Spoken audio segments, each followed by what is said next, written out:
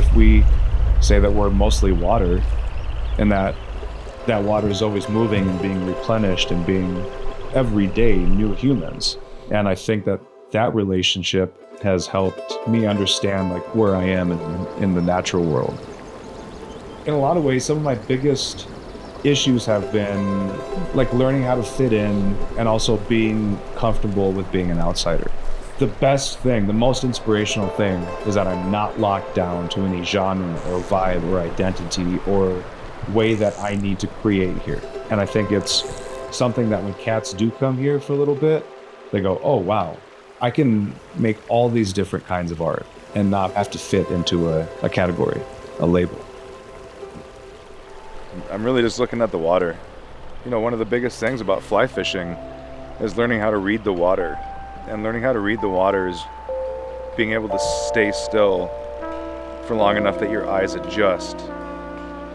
And you know, that's another great metaphor for life. If you really want to understand something, you can't scroll past it.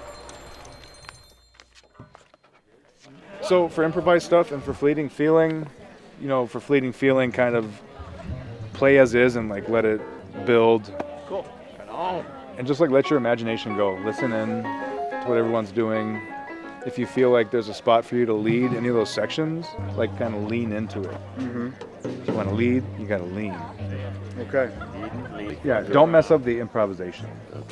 Okay. Yeah, Got it. do something stupid. Don't mess up the improvisation that has no rules attached to it. Yeah. Make sure it's just how we practice. You know, there's this beautiful quote from Jóhann Jóhannsson, who is a famous Icelandic composer. He said this quote, "Music is more powerful when there is less of it." And I've just like kept that with me because one, it's an immediate icebreaker if you bring that up. Because people are like, oh, we need more music, we need more music, we need more music.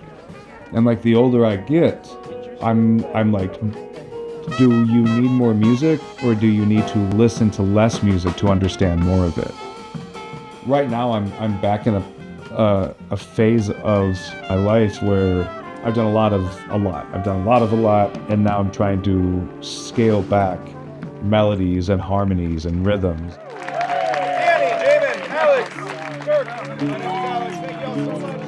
People are just hungry for this. People are hungry for community. They're hungry for belonging. They're hungry for the feeling of home.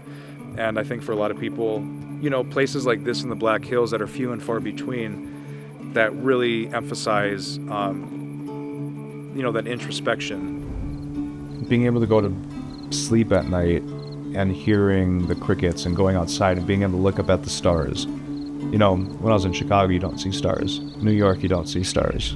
Hiking up Black Elk Peak, being able to look over the plains, look over the Black Hills, being in the water, you know, that openness is something that you can't get a lot of places.